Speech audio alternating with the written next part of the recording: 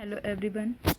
Today we are discussing our next chapter, extra high voltage transmission. Extra high voltage transmission, this is the third chapter in power transmission and distribution of electrical energy. Okay, in this extra high व्होल्टेजची काय importance आहे, का हाय व्होल्टेजमध्ये आपण transmission करतो, त्याचे reasons आपण last चॅप्टरमध्ये आपण बघितलेले आहेत.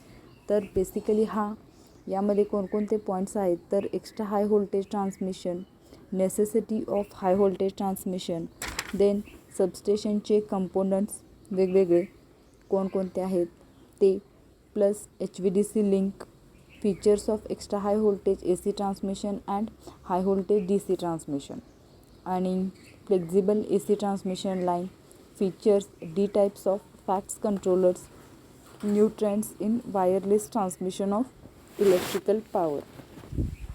हे जे आहेत ते पॉईंट्स या टॉपिकचे आहेत. एक्स्ट्रा हाय व्होल्टेज ट्रान्समिशनची नीड काय आहे ते आपण नेक्स्ट लेक्चरमध्ये बघणार आहोत.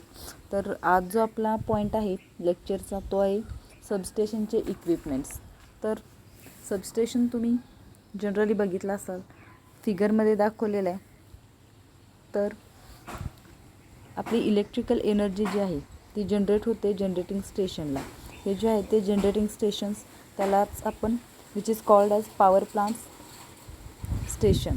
Then we transmit that energy with this line transmission at the rate of 230 kV. Then this is the delivering substation or receiving end substation. Then this is sub transmission and this level is the distribution. Generation, transmission, then again sub transmission, voltage level decrease करून transformer वगैरे हे जे सबस्टेशनचे equipments आहेत तेच आपण आज या लेक्चरमध्ये डिटेलमध्ये स्टडी करणार आहे.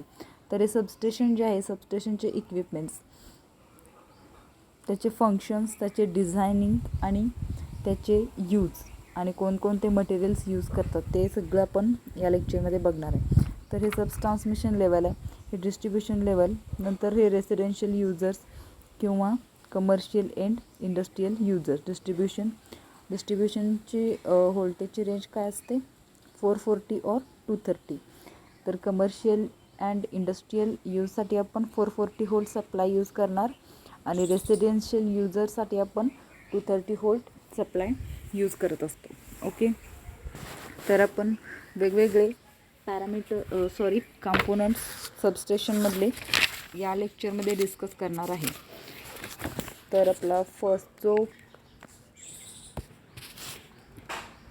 हे, तर सबस्टेशनमध्ये तुम्ही पहिल्यांदा एंट्री केल्यानंतर असं एक तुम्हाला स्विच यार्ड टाईप एक असं स्ट्रक्चर दिसेल. दिस is called as bus bar.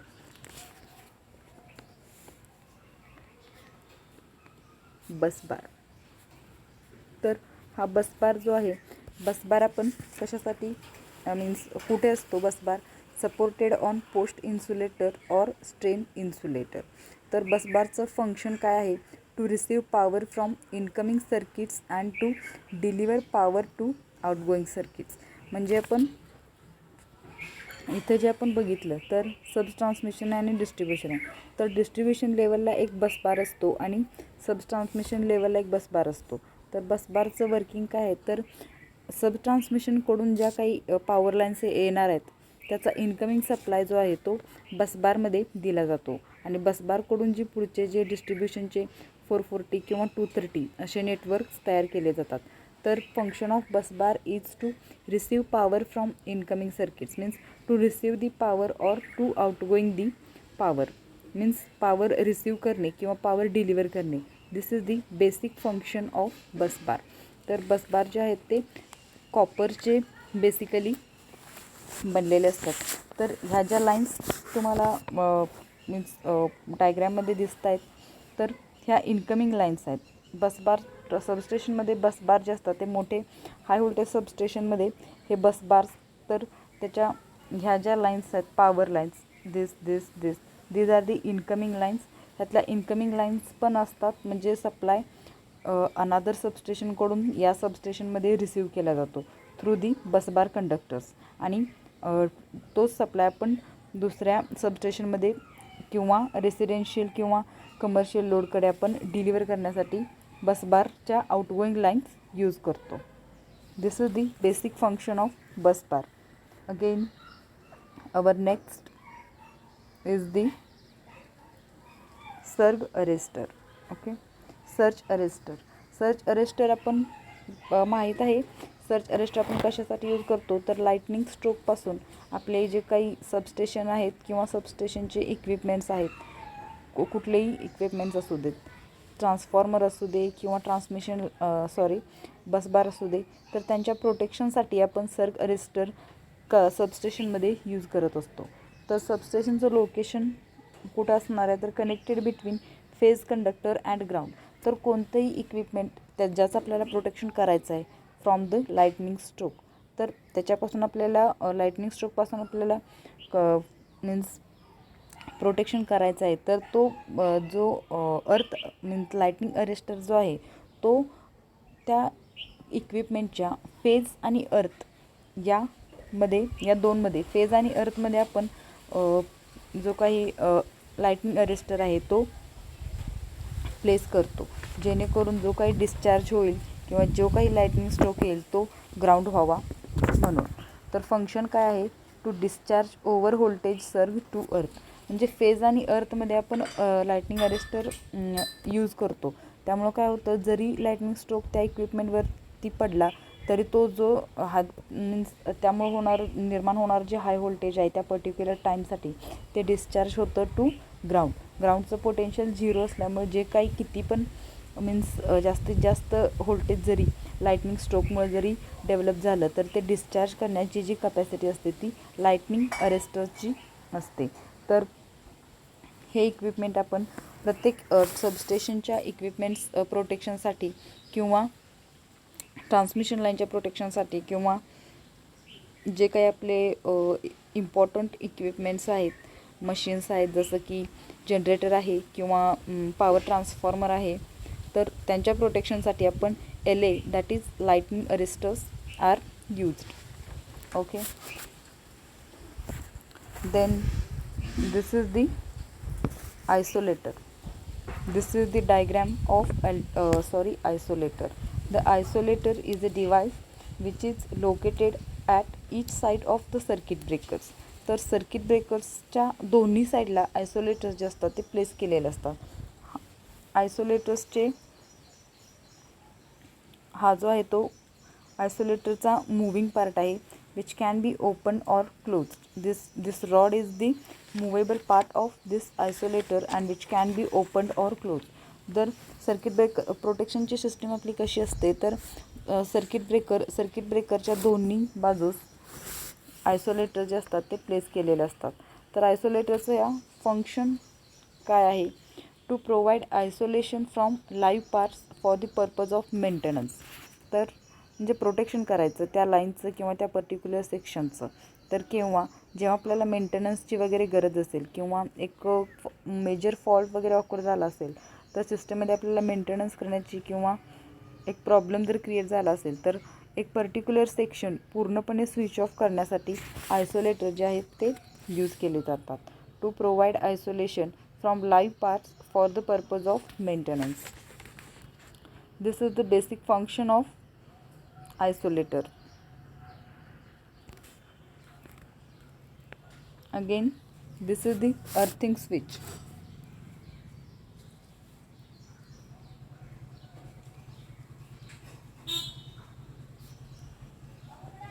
This is the earthing switch. Earthing switch जो आहे तो आयसोलेटर्सच्या फ्रेमवरती माउंट केलेला असतो. तर mounted on the frame of आयसोलेटर्सच्या फ्रेमवरती अर्थिंग स्विच माउंट केलेले असतात. For safety purpose it discharges the voltage on the circuit to the earth. Means earthing switch जे असतात ते सिस्टममध्ये किंवा सबस्टेशनमध्ये हाय व्होल्टेज प्रोड्यूस झालं किंवा तर ते हाय व्होल्टेज डिस्चार्ज करण्याची कपॅसिटी जी आहे ती अर्थिंग स्विचची असते आणि त्यासाठी आपण आयसोलेटरच्या फ्रेमवरती हे अर्थिंग स्विचेस जे आहेत ते माउंट केलेले असतात for the protection from high voltage and to discharge that voltage to the ground level. Okay, our next equipment is circuit breaker.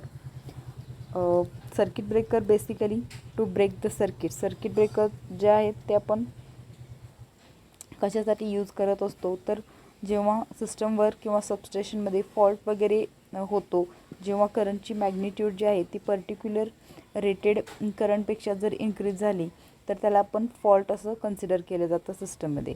तर त्यावेळी सर्किट जे आहे ते लाईव्ह पार्ट्सपासून किंवा जी काही रनिंग कंडिशन आहे सिस्टमची त्यापासून बाजूला करण्यासाठी, ब्रेक करण्यासाठी ते सर्किट आपण सर्किट ब्रेकर सिस्टममध्ये यूज करत असतो, जेणेकरून बाकीचे इक्विपमेंट्स किंवा अदर जे ॲसेसरीज आहेत त्यांना डिस्टर्ब होऊ नये. Due to this the circuit breaker is used at every switching point. प्रत्येक ठिकाणी प्रत्येक स्विचिंग पॉईंटजवळ सर्किट ब्रेकर जे असतात ते प्लेस केलेले असतात आणि एक प्रोटेक्शन झोनच्या बोथ साईड्सला आपण सर्किट ब्रेकर्स यूज केलेले असतात. Switching off the part during abnormal conditions and reconnects on normal operation. तर जेव्हा सिस्टममध्ये सबस्टेशनमध्ये जर ॲबनॉर्मल कंडिशन प्रोड्यूस झाली, ॲबनॉर्मल कंडिशन मीन्स जर फॉल्ट वगैरे होऊन हजार्डस फायर मीन्स असं काही होऊ नये किंवा लॉस होऊ नये सिस्टमचा, त्यासाठी आपण सर्किट ब्रेकर्स यूज करतो. तर सर्किट ब्रेकरचा यूज केल्यामुळे जे काही पुढचे जे काही कॉन्सिक्वेन्स होणार आहेत ड्यू टू दिस फॉल्ट हे इमिजिएटली रिड्यूस केले जातात. दिस इज दी सबस्टेशनमध्ये अशा प्रकारचे सर्किट ब्रेकर्स असतात.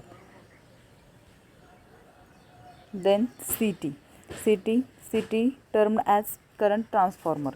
तर बेसिकली आपण करंट मेजर करण्यासाठी आपण ॲमीटर यूज करतो आणि व्होल्टेज मेजर करण्यासाठी आपण व्होल्टमीटर यूज करतो. But this is used for the low ratings means कमी व्होल्टेजचा जर आपल्याला कमी व्होल्टेज मेजर करायचं असेल तर आपण व्होल्टमीटर किंवा मीन्स असं आपण म्हणू शकतो की जर रेंज कमी असेल करंटची किंवा व्होल्टेजची तर आपण व्होल्टमीटर आणि ॲमीटर यूज करू शकतो. बट सबस्टेशनमधला जो करंट असतो तो हाय असतो, तर तो हाय करंट मेजर करण्यासाठी we use current transformer in substation to measure the high current. तर करंट ट्रान्सफॉर्मर जे आहेत ते measuring CT location decided by protective zone मेजरमेंटची मीन्स त्या पर्टिक्युलर झोनची काय रिक्वायरमेंट आहे त्यानुसार आपण करंट ट्रान्सफॉर्मर प्लेस केलेले जातात. This transformer step down current measurements protection and control. तर हाय करंट मेजरिंगसाठी करंट ट्रान्सफॉर्मर जे आहेत ते यूज केले जातात.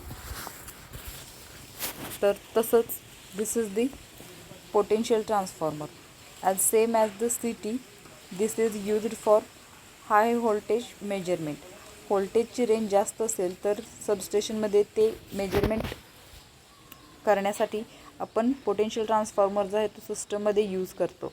पोटेन्शियल ट्रान्सफॉर्मर जे आहे तो feeder side of the circuit ब्रेकरची जी काही फीडर साईड आहे त्या साईडला पोटेन्शियल ट्रान्सफॉर्मर आपण प्लेस केलेला असतो. स्टेप डाऊन, तर याचं फंक्शन काय आहे तर जी काही व्होल्टेज आहेत त्यांचं स्टेप डाऊन करून एक पर्टिक्युलर लेवलला ते व्होल्टेज प्रोव्हाइड केलं जातं आणि प्रोटेक्शन आणि कंट्रोल करण्यासाठी हे आपण डिव्हायसेस यूज करतो. For the measurement of high voltage we use the potential transformer in substation.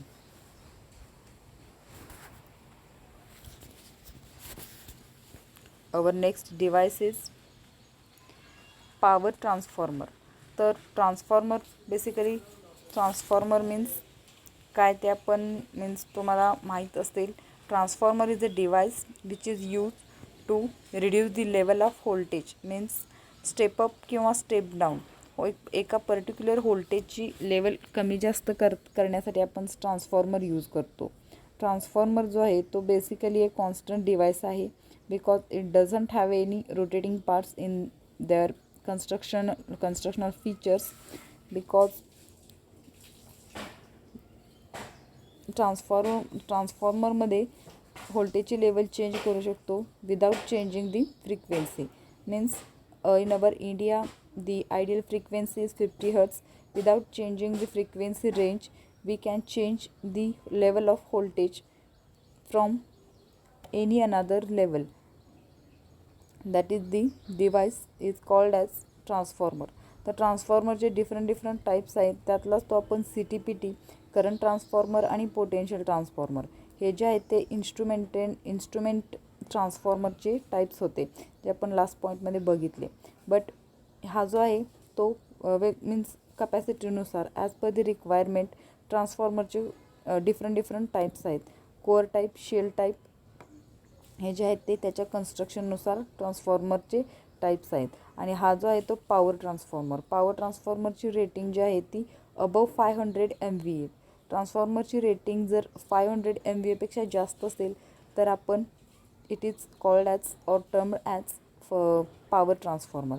तर हे पॉवर ट्रान्सफॉर्मर आहे ते किंवा डिस्ट्रीब्युशन ट्रान्सफॉर्मर जे असतात ते सबस्टेशनमध्ये यूज केलेले असतात.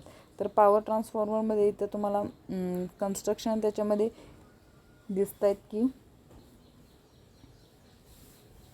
हे जे आहेत ते रेडिएटर्स आहेत, हे इनकमिंग लाईन्स, आउटगोईंग लाईन्स आहेत. This is the conservator tank. Radiator आणि कन्झर्वेटर टँकमध्ये हे जी पाईप आहे. देन इथं मीटरिंग, टेम्परेचर मेजरमेंटसाठी इथं ऑइल लेवल इंडिकेटर वगैरे आहेत.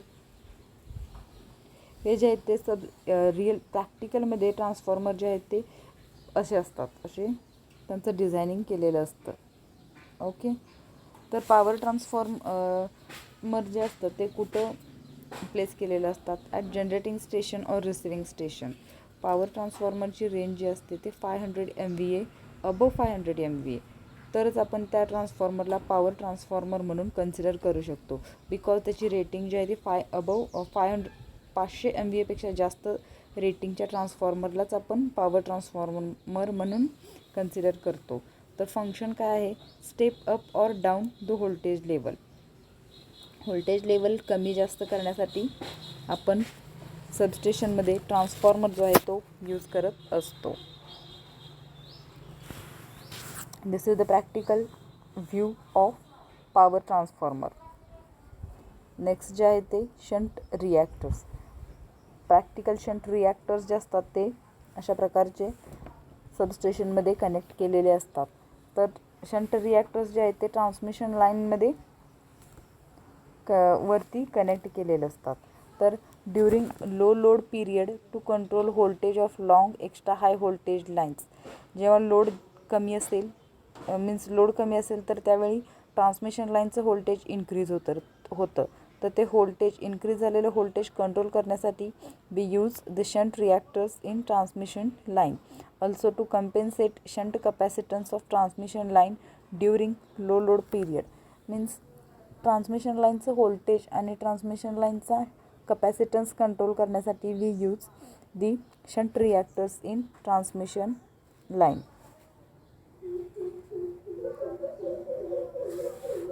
This is the practical shunt reactor which is connected in transmission line. Transmission लाईनच्या प्रोटेक्शनसाठी आपण शंट रिॲक्टर जो आहे तो यूज करत असतो. तर ट्रान्समिशन लाईनचं जेव्हा व्होल्टेज इन्क्रीज होतं किंवा लाईटली लोडेड कंडिशनमध्ये आपण तो इफेक्ट किंवा तो प्रॉब्लेम निग्लेक्ट करण्यासाठी आपण शंट रिॲक्टर जो आहे तो यूज करत असतो. Then shunt capacitor. Shunt capacitor जो आहे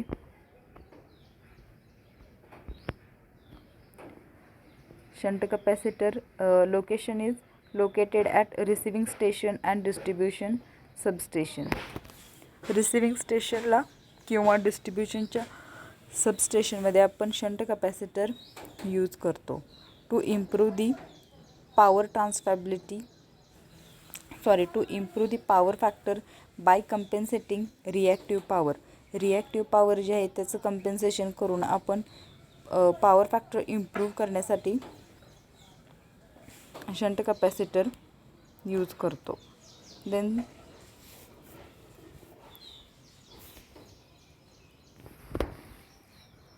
कॅरियर इक्विपमेंट. हे जे आहेत ते दोन सबस्टेशनमधले कम्युनिकेशन सिग्नल्स जे आहेत ते पास करण्यासाठी these lines PLCC power line carrier communications जे आहेत ते सबस्टेशनमध्ये यूज केलेले जातात. तर सबस्टेशनमध्ये कम्युनिकेशन, दोन सबस्टेशनमधले जर कम्युनिकेशन मीन्स करायचं असेल तर त्यासाठी आपण PLCC सिस्टम यूज करतो. तर कॅरियर जे आहेत ते यूज करतो. नेक्स्ट जे आहे ते मीटरिंग पॅनल्स. सबस्टेशनमध्ये तुम्ही गेलात तर प्रत्येक जी काही क्वांटिटी आहे इलेक्ट्रिकलची, करंट किती आहे, व्होल्टेज किती आहे किंवा फ्रिक्वेन्सी जी आहे ती एका पर्टिक्युलर टाईम टू टाईम ती मेजर करावी लागते. एक हाफ ॲन आवर ऑर 1 आवर प्रत्येक तासाची रीडिंग आपल्याला घ्यावे लागतात. तर त्यासाठीचे हे मीटरिंग पॅनल्स असतात. तर हे जे आहेत ते त्याचं लोकेशन जे आहे in air condition building. Control cables are laid down between switchyard and equipment and these panels. म्हणजे काय असतं तर यांचं लोकेशन जे आहे ते बिल्डिंगमध्ये ह्या मीटरिंग पॅनल्स प्लेस केलेले असतात आणि त्यांचे कनेक्शन्स जे आहेत ते एका cables through control cables are laid down between switchyard. जे काय मीन्स आउटर पेरिफेरी आहे बघितली आपण स्विच यार्ड वगैरे, तिथून केबल्स कॅरी करून यांना कनेक्शन प्रोव्हाइड केलेलं असतं, जेणेकरून करंट, व्होल्टेज आणि फ्रिक्वेन्सी आणि पॉवर फॅक्टर वगैरे आहे ते बाकीच्या सगळ्या क्वांटिटीज इथं दिसायला पाहिजेत. देन फंक्शन काय आहे, to accommodate relay, control instruments and various measuring instrument.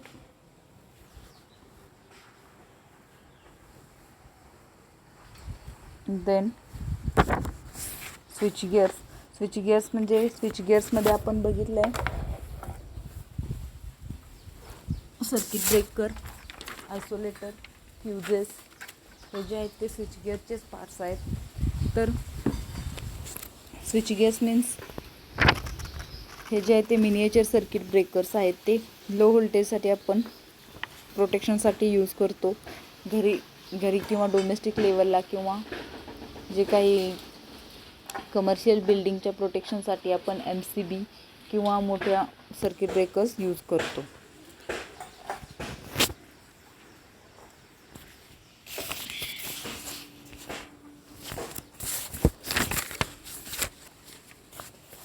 हे जे आहे ते स्टेशनची अर्थिंग सिस्टीम आहे. अर्थिंग सिस्टीममध्ये काय, connected to equipment earthing and neutral point earthing. स्टेशनचं अर्थिंग जे आहे ते तर दाखवलेलं आहे. तर अर्थिंग कशासाठी करतो, to provide low resistance earthing for discharges current from surge arrester earthing switches. Low resistance path provide करण्यासाठी आपण अर्थिंग जे आहे ते सबस्टेशनमध्ये केलं जातं. Next is series reactor. Series reactor जो आहे तो to limit the short circuit current surges associated with fluctuating load. लाईनवरती शॉर्ट सर्किट करंट त्याची मॅग्निट्यूड जी आहे ती जास्त असते. तर त्या शॉर्ट सर्किट करंटचं मॅग्निट्यूड कमी करण्यासाठी आपण सेरीज रिॲक्टर म्हणून आपण कनेक्ट करतो. This is the practical series reactor. Insulators for flexible ACSR conductors apparatus tubular conductors. Insulators जे आहेत ते हे टू इन्सुलेट द लाईव्ह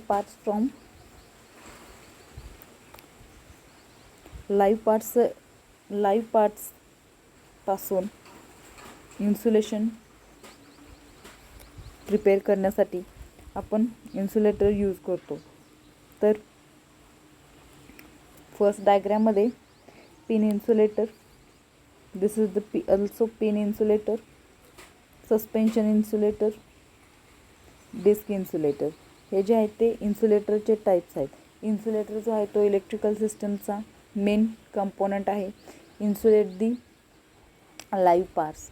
तर लाईव्ह पार्ट्सपासून इन्सुलेशन प्रोव्हाइड करण्यासाठी आपण इन्सुलेटर यूज करतो.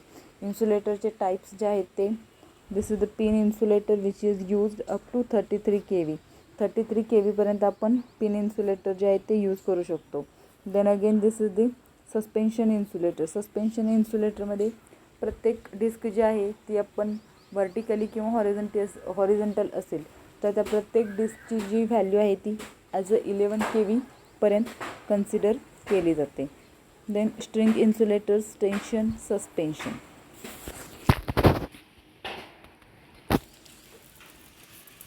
हे जे आहेत ते इन्सुलेटरचे टाईप्स आहेत. नेक्स्ट पार्ट आपण नेक्स्ट लेक्चरमध्ये कवर करूया.